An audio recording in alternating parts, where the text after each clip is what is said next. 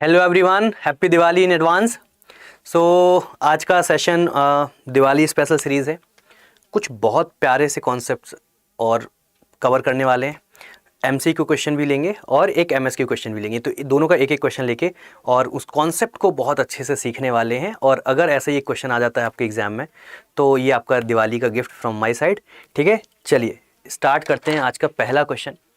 ठीक है ना। सो पहला क्वेश्चन, अभी तो पहले आप ये देख लो, अगर आपने अब तक अड्डा 24/7 का ऐप अगर आपने ऐप इंस्टॉल नहीं किया है तो सबसे पहले आपको ऐप को इंस्टॉल कर लेना है। क्यों? क्योंकि आप जिस भी एग्ज़ाम के लिए प्रिपेयर कर रहे होते हैं, इतने सालों से जो भी स्टूडेंट की नीड्स हैं उनको ध्यान में रखते हुए जो भी ज़रूरी कंटेंट है वो आपको इस ऐप पे फ्री ऑफ कॉस्ट मिलता है। सो इसको आप इंस्टॉल कर लो, ठीक है ना। और ये आपकी सीरीज़ आपकी ये दिवाली के डेज़ में चलने वाली है। सो बहुत अच्छी लर्निंग होने वाली है, बहुत आप लोग एंजॉय करने वाले हैं। आज के क्वेश्चन से आपको पता चल जाएगा कि हाँ, ये कुछ बहुत गजब की चीज़ है। बहुत टाइम नहीं लेंगे आपका, कॉन्सेप्ट छोटे छोटे कॉन्सेप्ट्स आपको अच्छे से सीख लेने हैं बस। पहला क्वेश्चन देखो, कितना ब्यूटीफुली फ्रेम्ड क्वेश्चन है। देखते हैं कैसे सॉल्व करना है। पूरे कॉन्सेप्ट को बहुत ढंग से मैं एक्सप्लेन करूँगा। बोला क्या गया है, a spherical balloon consists of a spherical balloon contains 4.54 kg of air at 206.8 kilopascal and 444.4 Kelvin. The balloon material is such that pressure inside is always proportional to square of diameter. मतलब जो पहली information जो important मेरे को लग रही है वो क्या लग रही है कि यहाँ पे प्रेशर दिया हुआ है, प्रेशर प्रोपोर्शनल दिया हुआ है डाया के स्क्वायर के। ठीक है ना, ये यहाँ पे मैंने दे दिया आपको। Determine the work done when the volume of balloon doubles as a result of heat transfer. So V2 is equal to 2 times V1 आपको दे रखा है। और इनिशियली जो गिवन डेटा है सबसे पहले मैं वो दे रहा हूँ, फिर मैं कॉन्सेप्ट को एक्सप्लेन करूँगा, आपको मज़ा आ जाएगा। बहुत ब्यूटीफुली मैं एक्सप्लेन करने वाला हूँ। आपको P1 दे रखा है 206.8 किलो पास्कल। आपको टेम्परेचर T1 दिया हुआ है 444.4 केल्विन और मास दिया हुआ है आपको 4.54 kg। ठीक है, चलो तो अब समझते हैं इस कॉन्सेप्ट को बहुत ढंग से। सुनो, जब भी हमें बाउंड्री वर्क निकालना हो, आपसे बाउंड्री वर्क देखो, जब भी वर्क पूछे ना सिंपल क्वेश्चन में तो उसका मतलब होता है मैकेनिकल वर्क, मतलब आपसे बाउंड्री वर्क पूछ रहा है। तो बाउंड्री वर्क कैसे निकालते हैं, देखो बाउंड्री वर्क की बेसिक डेफिनेशन क्या है, PdV। क्या है PdV? क्या है PdV? और अगर प्रोसेस हो रही है फ्रॉम स्टेट 1 टू स्टेट 2, बस आपको यही निकालना होता है। और मैंने आपको कई बार ही बताया है कि अगर सॉल्व करना है तो देखो दो ही चीज़ें आपको वो दे सकता है, आइदर वो आपको ग्राफ देगा, ठीक है ना, PV डायग्राम पे, ठीक है ना, तो एरिया अंडर PV डायग्राम हो जाएगा। क्या हो जाएगा? एरिया अंडर PV डायग्राम हो जाएगा, ये आपका वर्क हो जाता है। और आपको वो क्या दे सकता है, relation between P and V, मतलब P as a function of V। अगर आपको पता है pressure as a function of volume आपको पता है तो आप यहाँ पे पुट कर देंगे और इंटीग्रेट करके आंसर निकाल देंगे। और मुझे यहाँ पे लगता है, पता, मैंने जब क्वेश्चन पढ़ा तो मेरे को तभी फीलिंग आ गई कि यहाँ पे वो प्रेशर को वॉल्यूम का फंक्शन देना चाहता है, बट इनडायरेक्टली, सीधा सीधा नहीं दिया है, इनडायरेक्टली दिया है। अगर आप सोच रहे हैं कि सर बहुत मुश्किल क्वेश्चन नहीं आ सकता है, बिल्कुल आ सकता है। डेटा थोड़ा सा इजी कर देगा, ये जो वैल्यूज़ हैं इनको थोड़ा सा इजी कर देगा और पूछ लेगा। और एक ऑब्जेक्टिव क्वेश्चन बहुत अच्छा फ्रेम कर सकता है इस पर। यहाँ तो मैंने ऑप्शंस भी नहीं दिए हैं, बट एक बहुत अच्छा ऑब्जेक्टिव क्वेश्चन फ्रेम कर सकता है। मैं ऑप्शंस देके बताऊँगा कि देखो ये क्वेश्चन बनना था और ये आंसर होना था। पागल हो जाओगे आप लोग कि अरे सर ये ऐसा हो सकता था क्या। चलिए देखो, उस पर भी बात करेंगे, ऑप्शंस बना के देंगे आपको और फिर सॉल्व करेंगे। तो सबसे पहले तो मुझे यहाँ पे प्रेशर डाया का फंक्शन दिया हुआ है, नेक्स्ट पेज पे देखने वाले हैं, ठीक है ना। यहाँ पे नेक्स्ट पेज पे ठीक है, यानी यहाँ पे कर लेते हैं। प्रेशर आपको प्रोपोर्शनल दिया हुआ है डाया का स्क्वायर। मैं बोल रहा हूँ P is equal to, proportionality sign हटाते हैं, कांस्टेंट के लेते हैं, D स्क्वायर हो जाएगा। बट प्रॉब्लम क्या है, मुझे प्रेशर ना डाया का फंक्शन नहीं चाहिए, मुझे प्रेशर वॉल्यूम का फंक्शन चाहिए। तो एक स्फीयर का वॉल्यूम होता है क्या है सर, 1/6 पाई D क्यूब। 1/6 पाई डी क्यूब होता है, ठीक है, ले लेते हैं, बोल रहे हो तो ले ही लेते हैं। अब यहाँ से देखो, अगर मैं देखूंगा ना तो ये क्या आ जाएगा, dia cube is equal to 6v/पाई, ये आ गया, और डाया इज इक्वल टू हो जाएगा 6v/पाई टू दी पावर 1/3। यहाँ पे पुट कर दो, यहाँ पे पुट कर दो, d की जगह पे हम क्या पुट कर सकते हैं, 6v/पाई, और पावर हो जाएगी 2/3, 1/3 थी, और यहाँ पे ये स्क्वायर है डाया का, तो क्या हो जाएगी 2/3। ये प्रेशर और वॉल्यूम में हमें रिलेशन मिल गया। अब इसको मैं थोड़ा सा और सिंप्लीफाई कर रहा हूँ आपके ईज के लिए। मैं ऐसे लिख सकता हूँ 6/पाई to the power 2/3 into V to the power 2/3। मैं वॉल्यूम को अलग ले लिया, ठीक है ना। वॉल्यूम को मैं दूसरी एंड ले जा रहा हूँ, P V to the power -2/3 is equal to K 6/पाई 2/3, और ये ब्यूटीफुल रिलेशन निकल के आ गया, और ये ब्यूटीफुल रिलेशन P और V के बीच में निकल के आ गया। मैं उड़ा दूंगा अब इसको। आपने ऐसे बहुत क्वेश्चन किए हैं जिसमें P और V में कुछ रिलेशन हुआ करता था, PV to the power n is equal to constant, इस तरह का कई सारे क्वेश्चंस किए हैं। तो ये भी तो वैसे ही रिलेशन आ गया, V to the power 2/3 minus 2/3, और ये एक कांस्टेंट वैल्यू है, this is again a constant value. अब अगर मैं यहाँ पे वर्क निकालना चाहता हूँ तो देखो कितना ब्यूटीफुली मैं वर्क निकालूंगा।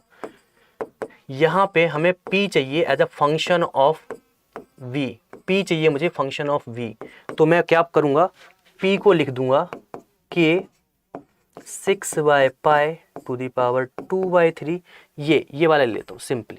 P को as a function of V लिखा हुआ है, इसी को ले लेता हूँ, ठीक है ना, ये लिखा हुआ है तो मैं दोबारा लिखने की ज़रूरत है नहीं, इसको मैं ले रहा हूँ, ठीक है ना। ले लिया, क्या हो जाएगा 1 to 2, ये हो गया आपका K 6/पाई to the power 2/3 V to the power 2/3 dV। ये तो कांस्टेंट है, बाहर ले लो, K 6/पाई टू दी पावर 2/3। ये कैलकुलेशन ज़्यादा लग रही है आपको, 1 मिनट में क्वेश्चन को सॉल्व किया जा सकता है। देखते हैं V टू दी पावर 2/3 का इंटीग्रेशन क्या हो जाएगा, V to the power 2/3 plus 1, 2/3 plus 1 upon 2/3 plus 1, ठीक है ना, ये हो जाएगा। और यहाँ पे आपको लिमिट करनी है V1 to V2, limit put करनी है V1 टू V2। देखो ये कितनी वैल्यू होगी, 3 + 2 5/3, इधर ले आओ तो ये क्या हो जाएगा, नीचे 5/3, 3 को ऊपर ले गए तो 3K/5 6/पाई टू दी पावर 2/3, और ये हो जाएगा आपका V2 to the power 5/3 minus V1 to the power 5/3। ठीक है, इतना समझ में आ गया कि नहीं आ गया, इतना समझ में आ गया सबको। अच्छा मेरे को ये बताओ, क्या आपको इस रिलेशन से ऐसा नहीं लग रहा है कि K इंटू 6/पाई टू दी पावर 2/3, मतलब ये वाला ये PV टू दी पावर -2/3 है। इसको चाहूँ मैं तो P1 V1 to the power 2/3 लिख लूँ, P2 V2 to the power 2/3 लिखूँ। और ऐसा क्यों कर पा रहा हूँ मैं, क्योंकि ये एक कांस्टेंट वैल्यू के इक्वल है, और वो कांस्टेंट वैल्यू ये है, एक कांस्टेंट के इक्वल है और वो ये है। इस तरह से मैं लिख सकता हूँ। तो मैंने क्या किया, इसको पहले तो क्या लिख दिया, 3/5 PV टू दी पावर -2/3, और ये हो जाएगा आपका V2 5/3 माइनस V1 5/3, और इसको मल्टीप्लाई कर दिया अंदर, क्या आ जाएगा 3/5 PV, पूरा मल्टीप्लाई करेंगे। और जब हम इसको मल्टीप्लाई कर रहे होंगे V2 के साथ तो हम इसको लिख लेंगे P2 V2 to the power -2/3 into V2 to the power 5/3, minus जब हम यहाँ मल्टीप्लाई कर रहे होंगे इसको हम P1 V1 लिखेंगे, क्योंकि हम लिख सकते हैं, दोनों ही इक्वल है, हम लिख सकते हैं। ये क्या आ जाएगा, P1 V1 to the power -2/3 into V1 to the power 5/3। जब आपने ये कर दिया, जब इसको अगर सॉल्व करोगे तो देखो ये सेम बेस है, पावर ऐड होगी, 5/3 माइनस 2/3 क्या बचेगा 3/3, और 3/3 को हम क्या लिख सकते हैं 1। मतलब आपके पास जो रिलेशन आने वाला है, वर्क डन आने वाला है, वो क्या आने वाला है, P2 V2 minus P1 V1।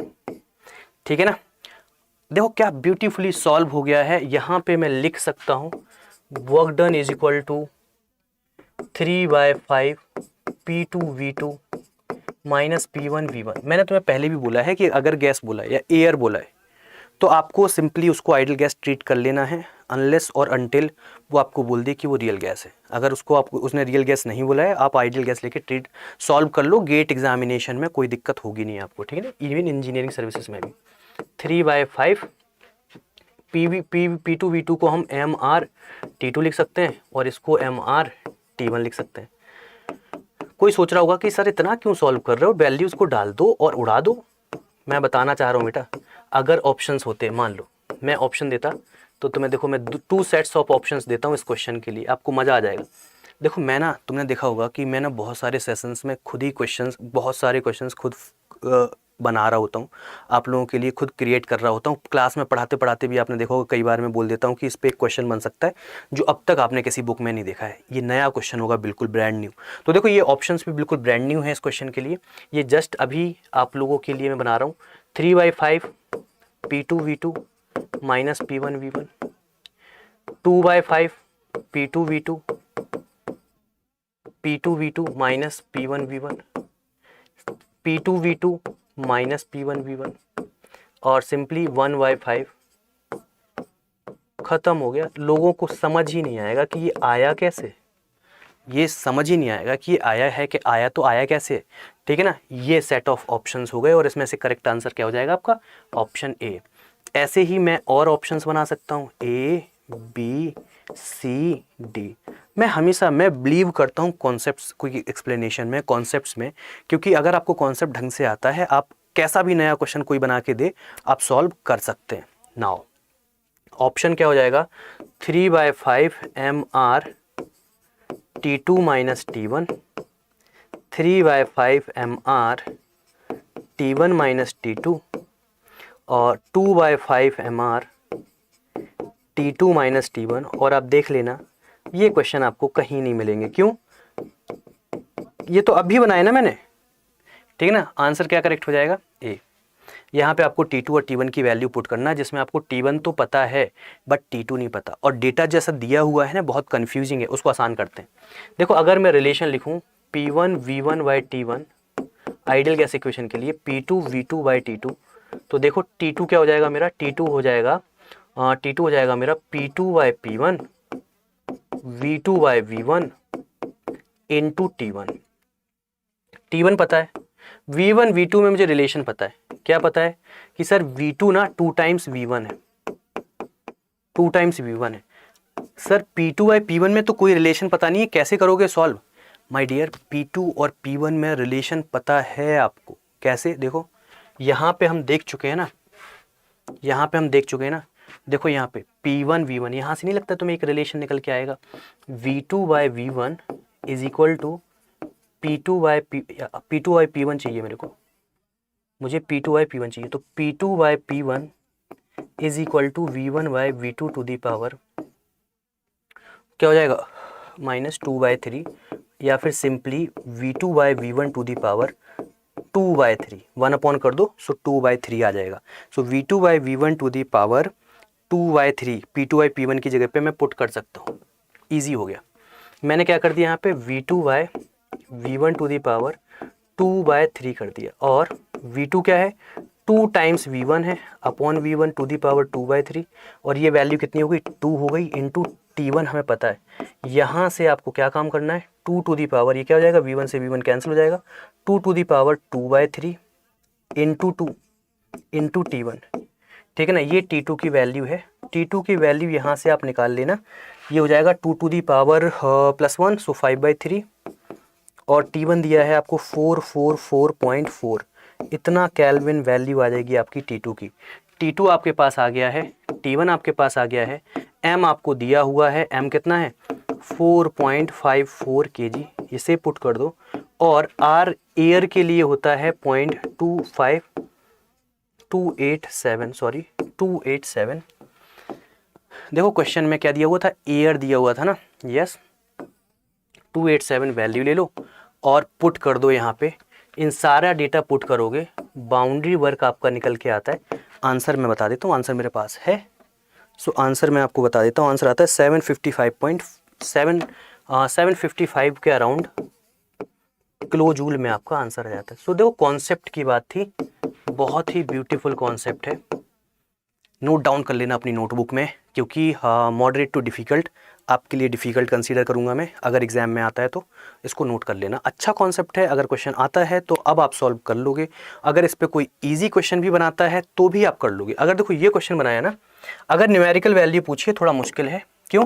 क्योंकि यहाँ पे फंस सकता है कोई, ये वैल्यूज़ में फंस सकता है कोई, बट अगर केवल ये पूछा है तो ये बहुत मुश्किल क्वेश्चन नहीं है। मैं इस पे एक एमएसक्यू भी बना सकता था, एक मल्टी सेलेक्ट क्वेश्चन भी फ्रेम कर सकता था। सो एक बहुत ब्यूटीफुल कॉन्सेप्ट आपने आज सीख लिया है।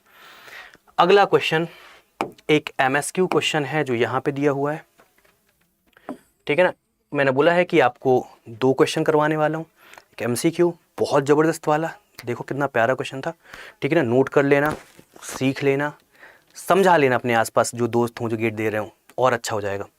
नेक्स्ट है आपका MSQ multi select question. So multi select question क्या होगा, देखो आज ये आपका जो सेशन आप रिकॉर्डेड में देख रहे होंगे, सो मैं आपके कमेंट्स नहीं ले पाऊंगा, बट हाँ जब ये चल रहा होगा आप लोग अगर कुछ भी पूछते हैं, मैं उस टाइम पे अवेलेबल रहूँगा चैट में, तो मैं आपको आंसर करूँगा, ठीक है ना। और अगर उस टाइम पे अवेलेबल नहीं रहूँगा तो फिर मैं जब रिज्यूम कर रहा हूँ लाइव सेशंस, मैं आपको तब आंसर्स करूँगा। So don't worry about it.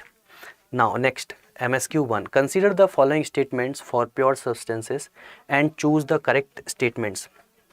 Correct statement choose करना है। Slope of fusion curve in PT diagram for water is negative. Water के लिए पीटी डायग्राम क्या होता है? पीटी डायग्राम होता है सर, ठीक है ना। अगर आप सॉल्व करना चाहते तो एक बार करके देख लो, मैं आपको 10 सेकंड का टाइम दे देता हूँ, 4 ऑप्शंस पढ़ लो और उसके बाद फिर मैं आपको आंसर बताता हूँ, ठीक है। एक बहुत ही प्यारा क्वेश्चन है, आंसर करो आप, फिर चेक करना कि आपने सही किया था या गलत किया था जल्दबाजी में। ये मुश्किल नहीं है, ये इजी क्वेश्चन है, ये आपका मुश्किल क्वेश्चन नहीं है, ये आपका इजी क्वेश्चन है। कैसा है? ये इजी है। चलिए ठीक है, तो देखो यहाँ पे ये है fusion curve, this is what your fusion curve, और ये आपको देख के ही पता चल रहा होगा कि इसका जो स्लोप है वो कैसा है, नेगेटिव है, ठीक है ना। ये फ्यूजन कर्व है, ये आपका ट्रिपल पॉइंट होता है, ये आपका क्रिटिकल पॉइंट होता है। इन सब की बात नहीं की है, फ्यूजन कर्व की बात की है कि वो नेगेटिव होता है। सो यस, ए करेक्ट हो गया आपको। During vaporisation constant pressure lines have increasing slope in HS diagram. तो एचएस डायग्राम बनाना पड़ेगा पहले। एचएस डायग्राम में इंक्रीजिंग स्लोप बोल रहा है, और कहाँ पे? जहाँ पे वेपराइजेशन हो रहा है। तो देखो ये एचएस होता है, कुछ ऐसा रहता है, और करेक्ट कर लो, ये कुछ आपका ऐसा, सॉरी कुछ ऐसा रहता है, और इसमें जो कांस्टेंट प्रेशर लाइंस होती हैं वो देखो तुम, ये कांस्टेंट प्रेशर लाइंस क्या है, जैसे जैसे ऊपर जाते जाओगे उनका स्लोप बढ़ता चला जाएगा। देखो इसका स्लोप ये था, इसका स्लोप इससे ज़्यादा हो गया होगा। सो ये लाइन ना डाइवर्जिंग दिखती है आपको, ये कैसे ऐसे डाइवर्ज होते हुए दिख रही हैं, ऐसे डाइवर्ज हो रही हैं, बट कांस्टेंट स्लोप होता है। देखो यहाँ से यहाँ तक स्लोप चेंज नहीं होगा, यहाँ जो स्लोप है वही स्लोप यहाँ है, यहाँ जो स्लोप है वही स्लोप यहाँ है। सो कांस्टेंट स्लोप है ड्यूरिंग वेपराइजेशन, ठीक है ना। अगर प्रेशर को कांस्टेंट कंसीडर कर लिया, देखो कांस्टेंट प्रेशर लाइन बोली है उसने, इंक्रीजिंग स्लोप नहीं होता है, गलत हो जाएगा, कांस्टेंट स्लोप होता है, ठीक है ना। अगला बोला है reference state for all property values in steam table is water at 0 degree Celsius. No, ये भी गलत है, ट्रिपल पॉइंट होता है। क्या होता है? ट्रिपल पॉइंट होता है। ट्रिपल पॉइंट ऑफ वाटर आपका होता क्या है? 0.01 डिग्री सेल्सियस, वो आपका क्या लेते हैं हम? रेफरेंस पॉइंट लेते हैं। सो ये भी गलत हो गया। अब आता है constant pressure line diverge in HS diagram. Yes, HS diagram में ये जो लाइंस हैं इसके बाद ये ऐसे जाती हैं, ये कांस्टेंट प्रेशर लाइंस हैं, ये आपकी क्या कर रही होती हैं? देखो ये डाइवर्ज कर रही होती हैं, ये डाइवर्ज कर रही होती हैं। ये आपने कॉन्सेप्ट पढ़ा होगा, ये आपने कॉन्सेप्ट पढ़ा ही होगा, ठीक है ना। सो आपका ये करेक्ट हो जाएगा। Answer A, option A and option D आपका करेक्ट है, आपका आंसर है। बी एंड सी आपके रॉन्ग है। सो ये आज का आपका एमएसक्यू क्वेश्चन था, धमाकेदार गजब का क्वेश्चन था, ठीक है ना। इसको भी नोट डाउन कर लेना अपनी नोटबुक में, ठीक है ना। आज के लिए इतना ही, ठीक है, आज के लिए इतना ही। और सॉरी, हाँ रेडी रहिएगा मैराथन के लिए, मैराथन सेशन के लिए रेडी रहिएगा। HPCL के लिए गुड क्वालिटी रेलेवेंट क्वेश्चन का 12 आवर का मैराथन सेशन आने वाला है, जिसमें पूरी मैकेनिकल इंजीनियरिंग कवर होने वाली है। आपको 1000 क्वेश्चंस हम PDF के फॉर्म में प्रोवाइड करेंगे और उन क्वेश्चंस को सॉल्व भी करवाएंगे, ठीक है। सो रेडी रहना है और अड्डा के ऐप को इंस्टॉल कर लेना है, गेट अड्डा 24/7। और अगर आप क्रैश कोर्स परचेज़ करना चाहते हैं, अभी भी इंटरेस्टेड हैं, तो आप परचेज़ कर सकते हैं। उसके लिए आपको कुछ सिंपल सा गूगल पे अड्डा 24/7 सर्च करना है, ठीक है ना। और ये फर्स्ट क्लिक करोगे, ऑल कोर्सेज़ पे जाओगे, ऑल कोर्सेज़ पे जाके गेट एंड इंजीनियरिंग एग्ज़ाम्स में गेट एंड EAC सेलेक्ट करोगे। ये आपको दिख रहा होगा crash course mechanical engineering, click कर दोगे। और क्लिक करने के बाद यहाँ पे बाय नाउ करोगे। बाय नाउ करने के बाद यहाँ पे आपको कोड जरूर लगाना है Y641।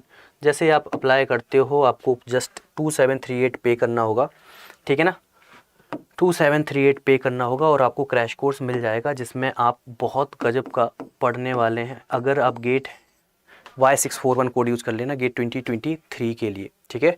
सो जो सब्जेक्ट हो चुके हैं वो आपको रिकॉर्डेड मिल जाएंगे, और जो लाइव चल रहे हैं वो भी आप अभी ज्वाइन कर सकते हो, ठीक है। 2-2.5 महीने का टाइम है, उसमें कंप्लीट कर लोगे आराम से। क्रैश कोर्स में तो फिनिश कर ही लोगे। सो ठीक है, रिवीजन करते रहो, पढ़ते रहो, और जो भी आपको प्रॉब्लम्स आ रही हैं मेरे साथ शेयर कर सकते हो।